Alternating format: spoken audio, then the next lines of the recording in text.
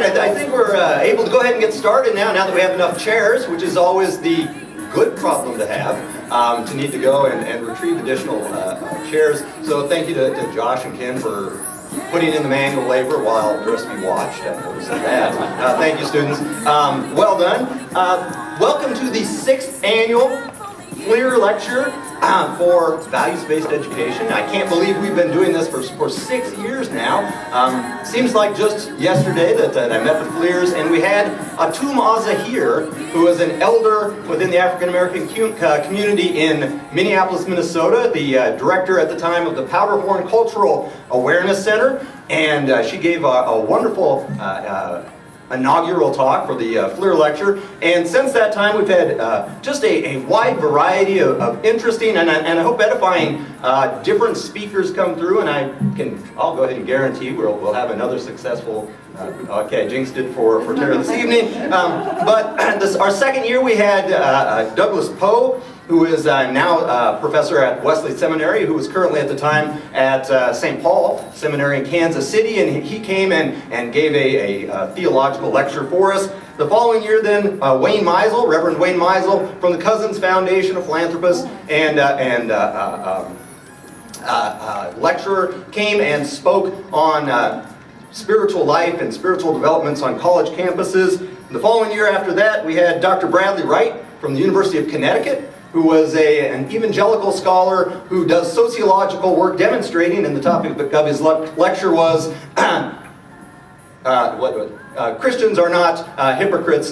Christians are hypocrites and other lies you may have heard. And so we learned about that. It was a very interesting lecture that year. And then last year, we had Reverend Rebecca Simon Peter, who came, and her talk was on global warming and sort of the moral and ethical responsibilities that the Christian community has towards the environment, and we very much enjoyed that. And so this year, we continue on with Tara Freeman. We'll do her formal introduction in a couple of minutes, but I'd like to welcome back the FLIRs who are here this evening, Dr. Drake and his wife Judy, and again, welcome to all your students, alumni friends of Tara who've come to heckle from, at least you're not in the front row, so we've got that going, of course.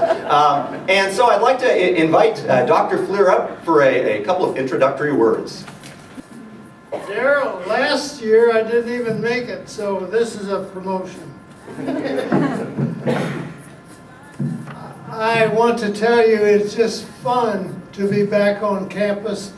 It's just a thrill, and to get to really relate to friends from the past, and so I'm so happy to be here, and I'm egotistical enough to say I think I might have, in a couple minutes, to borrow some time from our speaker, egotistical enough to share a couple ideas. How many of you watched the Wichita State game? Well, so did I, and you will remember by the first half there were about 7 turnovers, and I want to tell you what happened at the half. I heard one of the analysts say, you know, talking about turnovers, you just have to value possession. I said, man, that's a philosophical way to say don't screw up or don't lose the ball. So that stayed in my mind for a while. So on the way, as I was thinking about our trip up here and what I might say, I said, let's just turn that around. And it comes out this way. You are here to possess values. Your whole life from here on will be based on values that you are receiving right now. They will be based on relationships that you are building now. And I am so glad for you to have this experience. And to couple that idea with one more idea, in 1963, I was in a course at Missouri University under the direction of Dr. Paul Palmentier. Now that's some years ago. And in the class one summer, a student said, "Dr. Palmentier, I have a question." "What is it?" "You have an opening for one position in your school." He was educational psychologist. "You have an opening for one position, and you have 2 applications. Both applicants are very qualified, but one applicant is very strong in attitude. The other one tends to be stronger in technique. Which are you going to hire?" Dr. Palmentier turned, walked to the window, looked out, rubbed his beard, and then turned around and said, "I'll tell you what, you give me attitude and I'll give you technique." Now, I am egotistical enough to say that's an idea worth sharing. And so, as you live out your experience of valuing, possessing values that you choose to make, I wish you the best, and I am so glad for you to be here in the context of excellence. There is no greater attribute. So congratulations on your progress thus far, and may you do the best as you go forward. It's good to be here. Thank you so much. All right, now comes the occasion for the introduction of our speaker for this evening. And tonight we invite the Reverend Tara Freeman to come and present for us in this FLIR Values-Based Education lecture series. And we've had, again, a broad array of different voices come up front, and kind of at this intersection of education and values, and looking for a speaker this year, and we've talked a lot of social media and this and whatnot at dinner this evening and so forth. Way back sometime years ago, I ended up being friended on Facebook by Tara, and because I'm not really good at Facebook, you know, things just wander through. And so as things wandered through, I saw her taking her educational experience from here at Central Methodist. She is a 2005 graduate from here, and taking that education, moving on to Duke Divinity School, moving on, and she'll give us details as appropriate, but you can check the short biography on the program, but moving on to Africa, and something to do with goats. Sheep, a period of time involving sheep back here in Illinois, I think. And now finally, most exotic of all, she is down in Texas with the Texas Annual Conference of the United Methodist Church. And so it's a pleasure to invite her up this evening to share with you and hopefully inspire you in one way or another about what you can do with your education now, your education in the future, and ways that you can apply that in a variety of different occasions to help other people, to grow on your own, and so forth. And I guess the final note that I would add is Tara did say that she typically speaks to middle schoolers and high school age, and I said that'll probably work for us. And I'm waiting for the students to boo, and I was going to say for the faculty in the room, just to save myself. So, Reverend Freeman. There will be a time for question and then my attempted answers to your questions at the end of the lecture. If you are like me, and it's fine if you're not, but I would prefer to tweet my questions to the speaker. So if you have your phones and you want to tweet your questions at me at any point during the lecture, please do. I might see them during, I might answer you during, I might answer them later, and I might tweet back at you later with an answer. But my Twitter handle is @Tara, T-H-E-R-A, June. So tweet at will. I also have a list of suggested readings for those of you who are so inclined.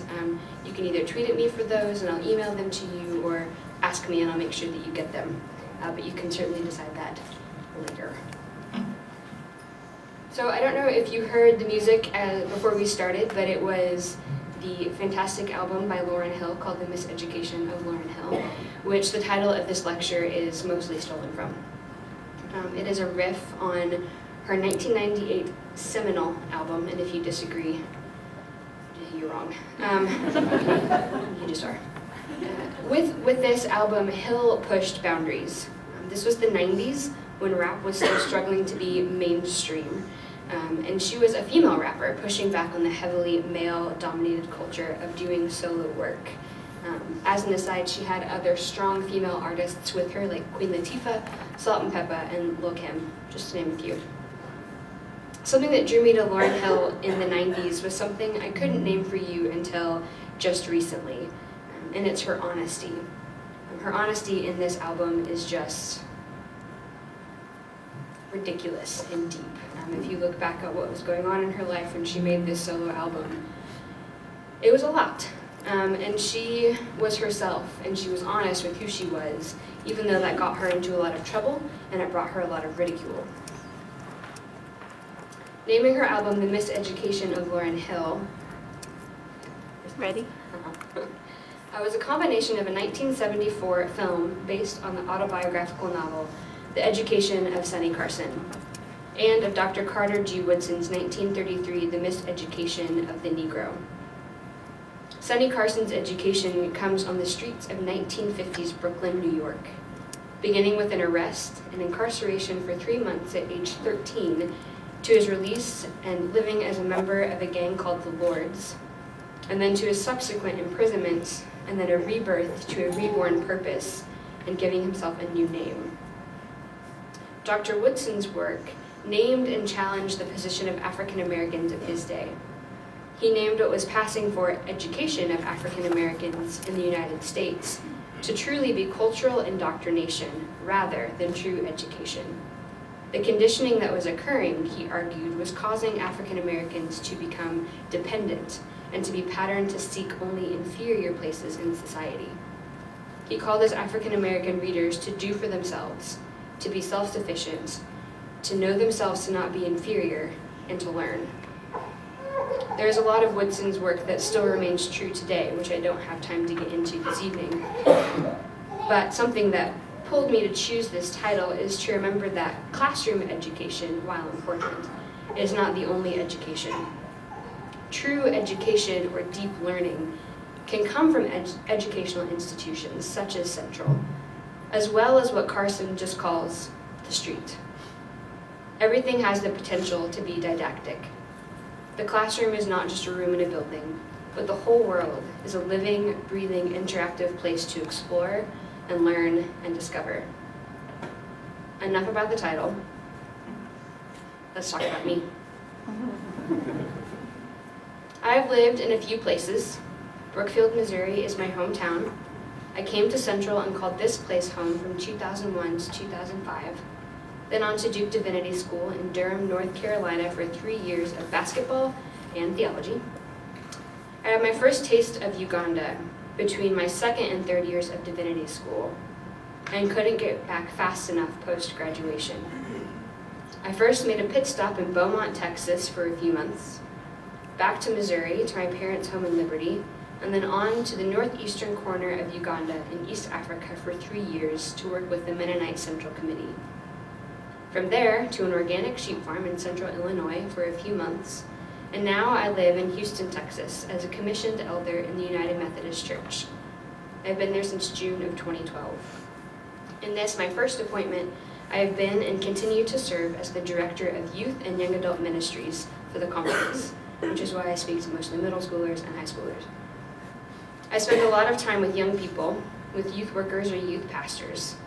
I do some pretty great things with some pretty great people and direct a few conference-wide events that we're pretty proud of. We have a midwinter retreat for high schoolers, we have a 2-week academy in the summer for excellent high school students, and we have a pre-annual conference event for students called Collide. This coming summer, I was to be commissioned for ordination as an elder in the Methodist Church. However, my procrastination has come back to bite me. I failed to turn in my physical, and so it will be delayed for a year.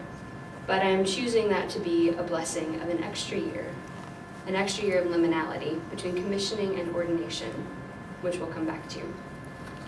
The following is what I submitted for my autobiographical statements to the Board of Ordained Ministry. This text was on top of this collection of photos. I am black coffee and gray Chuck Taylors, red nails and a clerical collar, daughter, friend, follower of Jesus, sister in spirit and ministry, Woods, Kaufman, Locke, Freeman, immigrant, first people, muddled. I am curly and sassy, short and tall, a learner, a teacher, a pastor, a shepherd, a sheep. I am a collector of sunsets, traveler, pilgrim, an admirer of art, creator of things, found object finder, a believer in the power of touch, a believer in the power of love, a connector of people, reader of books, proud library card holder, bike rider, talking introvert, company enjoyer, a napkin user, young gardener, sewing machine tinkerer, lover of all things old-fashioned and old-timey, singer, wailer, hummer, listener, harmonizer, INFP, deep feeler, praised to be a mystic, faster, indulger, dreamer of dreams, reader of poems, wrestler with scripture, journaler, blogger, Facebook and Twitter happy Instagrammer, excellent communicator, terrible communicator, sarcastic, gentle, paradoxical. I am a peace-loving, freedom for all lover of the potential of the human race, an activist, a protester, a letter-writing voter, political, but not political, defender of animals, holder of babies, caretaker of the earth, green, talks to animals, photographer, lives in the moment, lost in a daydream, inspector of details, sloppy.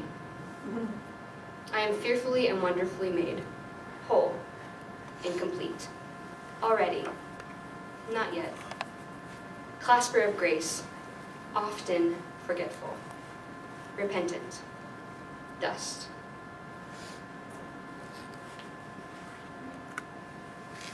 I am a true millennial who adores pop culture.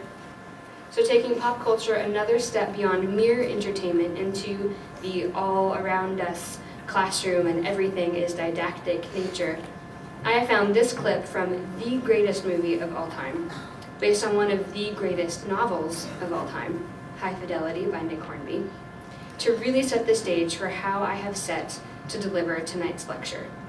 The order and layout is not chronological, it's not alphabetical, or necessarily a way that makes sense on paper.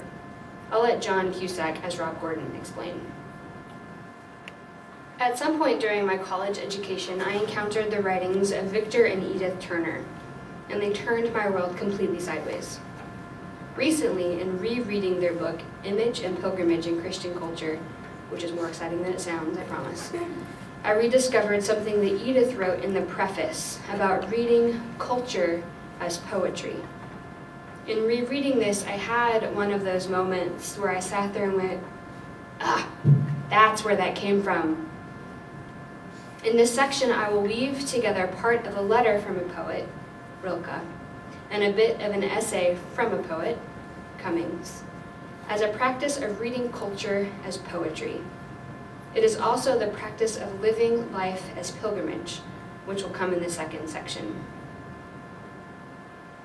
Rainer Maria Rilke published his first collection of poems in 1989 and became known for his gentle care on the matters of the heart. So much so that young people began to write to Rilke, seeking advice and sharing their problems with him. Between the years of 1903 and 1908, he wrote a series of letters back to a young poet on surviving as a sensitive observer in a harsh world. In letter 3, Rilke writes of being an artist as being a place of solitude, of criticism being a useless approach to becoming an artist, or improving upon one's art form. Rilke encourages the young poet to find and trust his own feelings and judgments, to not just acknowledge the judgment coming from the inner self, but to let them work themselves out and to guide towards deeper insight. Everything, he says, is gestation and then birthing. To let each impression and each embryo of feeling come to a completion, entirely in itself, in the dark, in the unsayable, the unconscious, beyond the reach of one's own understanding, and with deep humility and patience to wait for the hour when a new clarity is born. This alone is what it means to live as an artist, in understanding as in creating. In the year 2014 in the United States, we are living in a culture bulging with hurried life.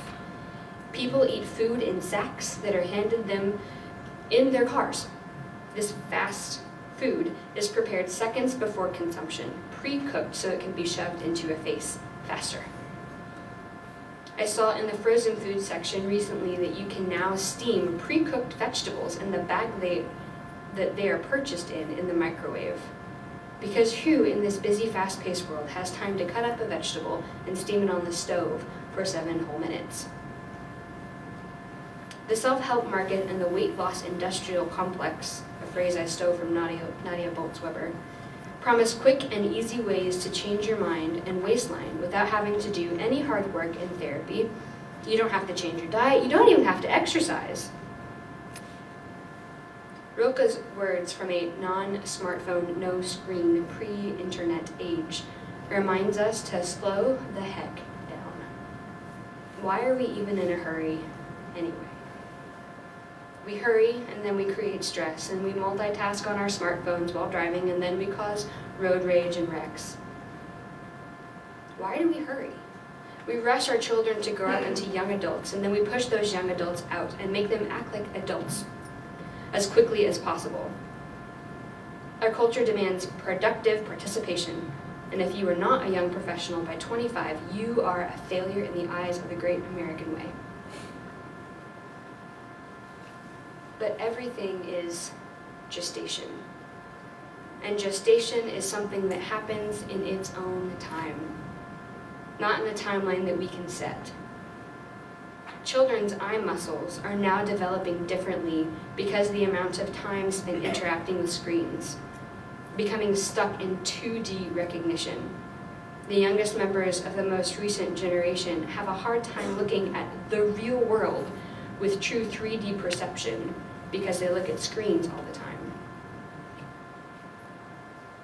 Recent research on human development has shown that the brain is still evolving into its adult shape well into a person's 3rd decade.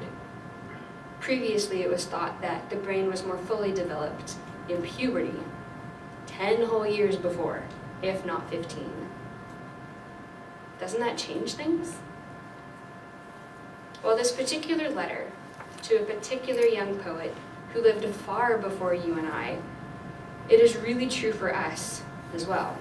In this passage, Rilke says, being an artist, but I'm going to substitute being a human, so that if you think you're not an artist, even though you all are, whether you like it or not, you can hear it as being a human.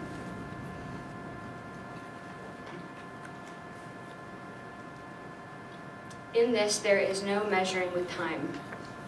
A year does not matter, and 10 years are nothing. Being a human means not numbering and counting, but ripening like a tree, which does not force its sap, and stands confidently in the storms of spring, not afraid that afterwards summer may not come. It does come, but it comes only to those who are patient, who are there as if eternity lay before them, so unconcernedly silent and vast. I learn it every day of my life. Learn it with pain I am grateful for. Patience is everything. What I wish I had listened to from within myself and from teachers and educators around me earlier in life is that great advice in this text, to ripen like a tree. Let life be slow. Eat slow food, not out of a sack. Read slowly. Mosey. It is unnecessary and unhealthy to rush, especially in this business of knowing the self. It is when we slow down, outside of the mad, frothy fray of our hurry, hurry, hurry, fast, fast, fast culture, that we begin to be rooted in the faithfulness of who we are. Another poet, E. E. Cummings, wrote an essay called A Poet's Advice to Students, in which he famously states, all over the internet, to be nobody but yourself, in a world which is doing its best, night and day, to make you everybody else, means to fight the hardest battle which any human being can fight, and never stop fighting. To be nobody but yourself in a place of cookie-cutter subdivisions, exactitude made froth in Starbucks cappuccinos, I'm guilty too, in a place where Abercrombie even exists as a thing, and heirloom tomatoes are considered ugly, is practically ridiculous. We punish each other for being different while striving to be different just like everybody else. The world and our culture is a place that is pressing in on us, demanding sameness. That everyone fall in line and be who you were supposed to be, when you were supposed to be it, at the right time you were supposed to be it, at the exact right time you were supposed to be it. That, friends, is patent nonsense.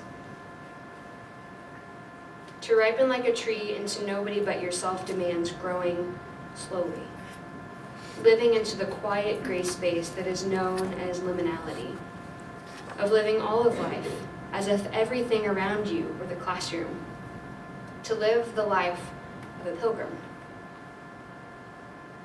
Here's one example of someone who listens deeply to who she is and strives to be nobody but herself, even when being herself takes her into fairly uncharted territory. This video is from a recent episode of Italy's iteration of the singing reality show known as The Voice. The face that she's making. I should say that. I'm sorry. I don't know who you are, but I'm sorry. That, friends, is 25-year-old nun, Sister Cristina Scuccia. As of 2008, she was a non-religious woman who happened upon some Ursuline nuns and eventually felt the call to join the order. I checked it out. It's not early April Fool. This is real. I'm not sure if you know the difference between a nun and a sister, but typically nuns, not typically, always, before now, nuns are cloistered. They are away from the world. You do not see them. Sisters, you see. Nuns, you don't. So I was reading all about Sister Scuccia on the internet and rolling my eyes and being annoyed that people were calling a sister a nun because clearly a nun would not be out in the world, especially on an international television show. Oh, friends, I was wrong, and I ate crow. Sister Cristina Scuccia heard Pope Francis saying, "Come out of the convents and into the world to better disseminate the word of God to the people." And she did. She took him literally and took her talent to The Voice with the hopes of using her gifts of singing to evangelize. She also hopes the Pope will call her. I hope so too. I wanted to use this longer clip of this so that you would see the tears in the eyes of that first judge that turned around, the guy with the big neck tattoo. He is an Italian rapper whose name I couldn't find or pronounce, whose view of the church was turned on its head that night. Sister Scuccia chose him as her judge, stating that she chose him because he chose her first. He was the first one to turn around.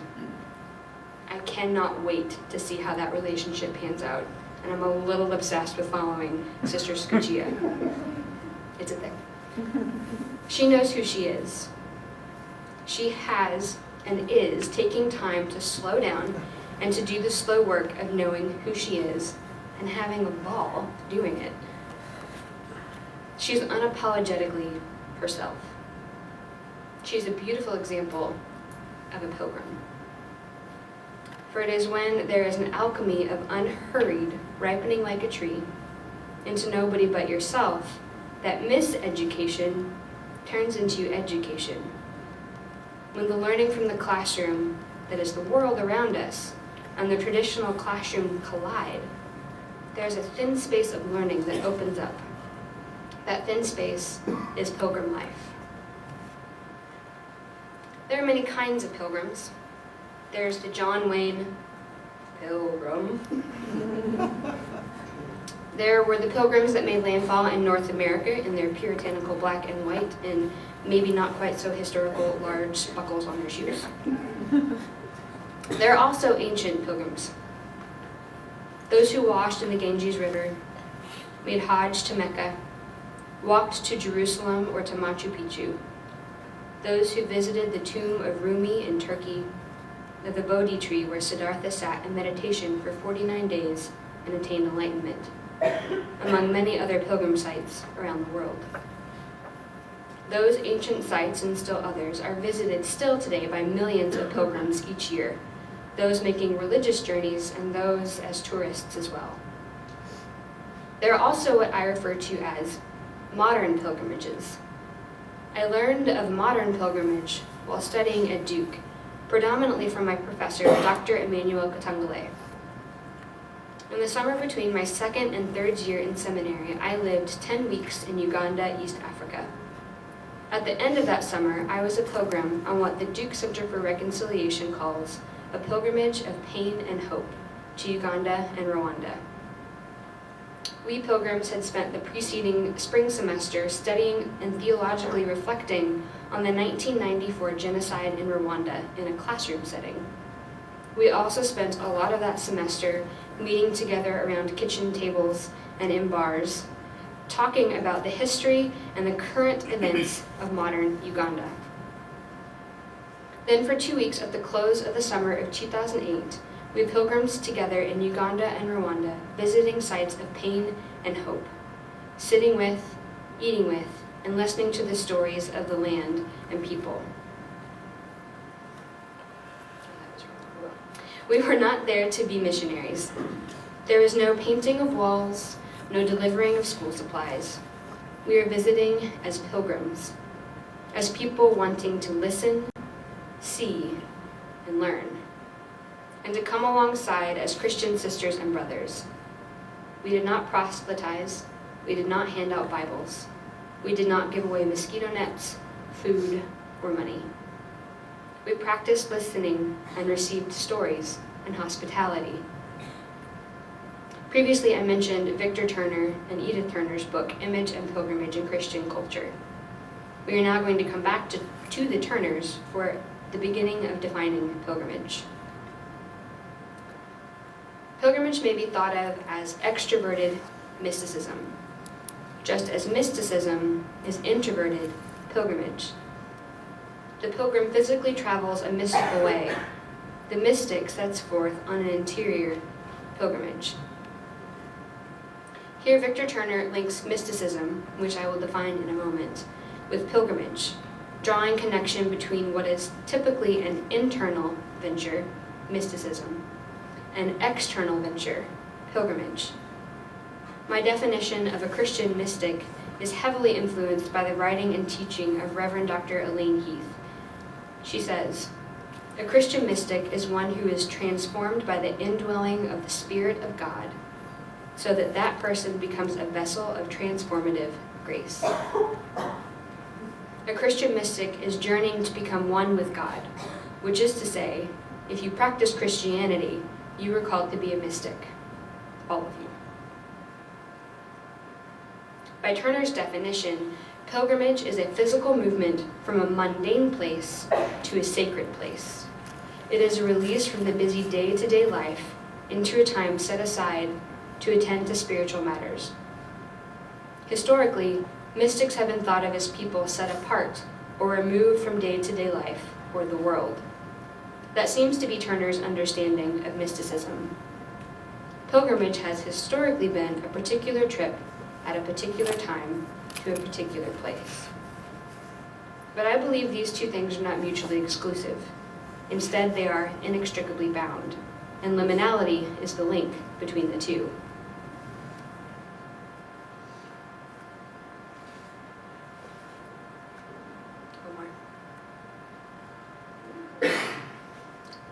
That handsome guy is Arnold van Gennep, French anthropologist and ethnographer. and he is attributed with coining the word liminal in his 1908 work, Rites of Passage, which is actually in French, which I won't attempt. There are preliminal rites, or rites of separation, where the initiate leaves something behind, such as childhood. The liminal rites, where the initiate is neither what she is leaving, a child, or what she is becoming, an adult. In this middle, liminal rite is where the transformation actually takes place. And then finally, the postliminal rites, or rite of incorporation, where the initiate is reintroduced into society as her new self, an adult. The scope of the liminal for Genep was restricted to small societies, which was his mildly PC way of saying people who aren't Western and white, and established rites of passage. Fast forward 55 years through time to 1963, when Victor Turner first reads Genep's Rites of Passage. And then 4 years later, when Turner publishes a book called The Forest of Symbols, which included the essay called Betwixt and Between, the Liminal Period and Rites of Passage. While living in Zambia doing field work, Turner began to draw liminality away from being narrowly defined within small societies and the ethnographic context only, and applying the concept more broadly. Regarding pilgrimage, Turner says that when pilgrims come together with people they would not normally mix together, there is a suspension of social identity, such as social class, and all are pilgrims, rather than some rich and some poor. When the group of pilgrims travel together, there is no more rich nor poor, professor nor student, male nor female, but all are pilgrims. Once the pilgrim experience has ended, however, this suspension of social identity releases and all return to their regularly scheduled inequality. Which brings us to Emmanuel Katangale. Emmanuel is a Catholic priest and professor who led the pilgrimage of pain and hope to Uganda and Rwanda in 2008 that I mentioned earlier. It's actually 2007, not 2008. Dr. Katangale draws from Turner's understanding of liminality and pilgrimage being a temporary suspicion of social status. He also specifically names a suspension of race, gender, country of origin, denominational ties, human sexuality, monetary value. When he gathers a group of pilgrims together, he wants people to look at them and say, who are these people? Are they black? Are they white? Are they male? Are they female? Are they from Africa? America? Who are these people? For a moment in time, while pilgriming together in East Africa, these groups are invited to enter into a liminal space within pilgrimage. He says, as one discovers deep connections with others who are not supposed to be my people, our sense of identity and community begin to be questioned and reframed.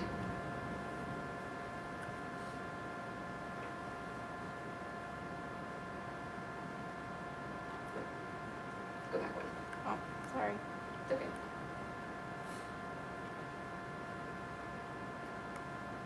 Back or forward? Forward. Forward one more. It skips.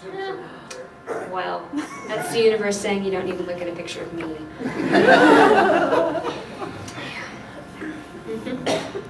Oh no, that's actually right. Haha. Misplaced self-deprecation. I experienced this liminality on that 2007 pilgrimage of pain and hope. I put 2008 in here, I don't know why, that was silly. It was within that betwixt and between space of all things that defined me. White, American, female, educated, Methodist, middle class. That I found some true and deep education on the streets of Uganda and Rwanda. On that journey, I allowed all space around me to be holy space.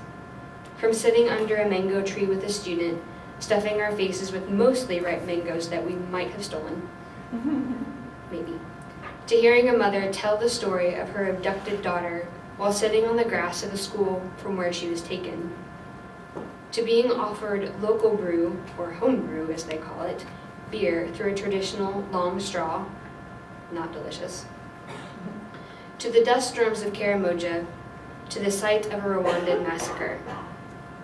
All of these places became holy. All became holy ground, a place worth being, a place worth sitting down in, and a place worth listening to. But then the pilgrimage ended, and many of my fellow pilgrims returned to life as normal, which just didn't sit well with me. So me. There are some who have written about the dangers of being stuck in the liminal period, that to be forever liminal is bad and potentially damaging. And perhaps from a purely anthropological perspective, that could be true. But from an educational, and my true wheelhouse, theological standpoint, I do not think there is a better place to view the world than from the standpoint of a pilgrim, within that vast gray of the liminal. I am not negating the value of traditional pilgrimage to ancient holy sites. On the contrary, I believe that making pilgrimage to ancient sites are transformative and holy reminders to slow down, to remember, to seek being at one with the deity and grasping for the mystical. To our practices of ancient pilgrimages, to truly ripen like a tree and know ourselves for who we are, that is to slow down, to see the mystical not only in the already ancient named places, but also in our neighborhoods. Upon returning from my summer in Uganda for my last year of divinity school, I wondered about this living life as pilgrim thing. I had to do some unlearning of what was considered appropriate in regards to what and where and whom is holy. Some unlearning of pilgrimage being during a set time to a set place, and unlearning that liminality is only temporary. Unlearning also meant relearning and the practicing of seeing the mundane and the normal world around me as a place that is holy. There is no such thing as the middle of nowhere. We are always somewhere, whether you like that somewhere or not. And that somewhere space is sacred. And all of the bodies that inhabit that space are holy creatures, except perhaps spiders and cockroaches. Not just those who think like I think, not just those who have advanced degrees or speak the same language as I do. Relearning that one can always be a pilgrim in her everyday life. That to really ripen like a tree, at the pace my sap is moving, is to move more slowly and intentionally experience all around me with the eyes, ears, hands, and mouth of a pilgrim. I began to really practice this everyday pilgrim life during my last year at divinity school. A lot of things have been leading up to that revelation in the beginning of practice.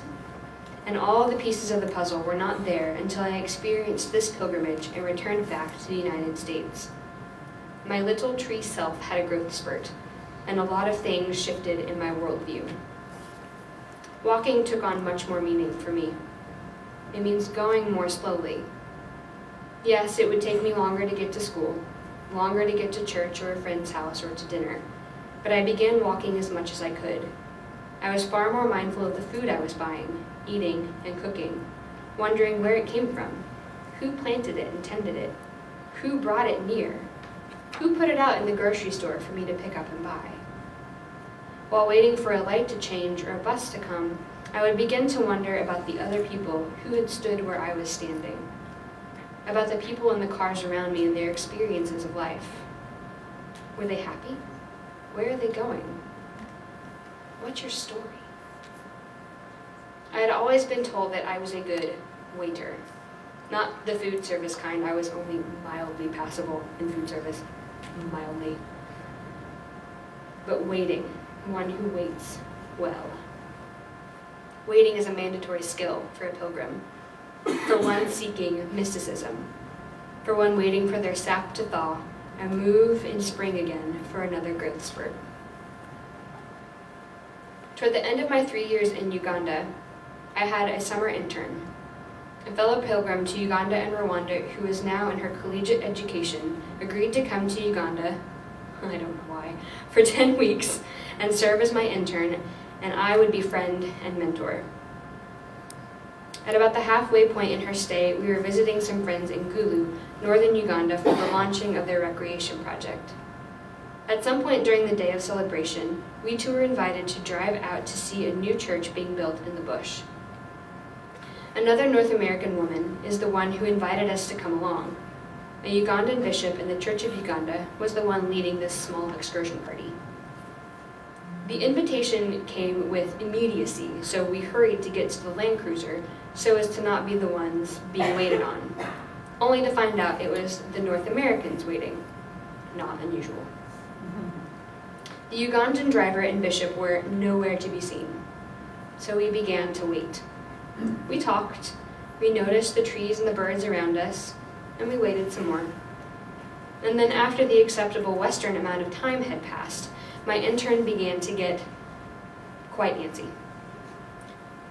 "When will they be back?" Our friend replied, "I don't know." "Well, where exactly are we going?" I don't know." "Well, when will we be back in Gulu?"